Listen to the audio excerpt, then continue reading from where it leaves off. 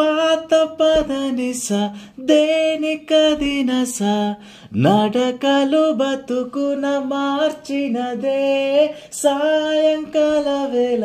దొరుకు చిరుతిండి వాసనలు వాడుక చేసిందే గుచ్చెకున చల్లగా నన్ను తాకే కొండ మల్లిక ఓ సరి జోడు నేనేగా అనుమానం ఇంకేలా ఒక మారు కలిసిన అందం అలలాగా ఎగిసిన గానం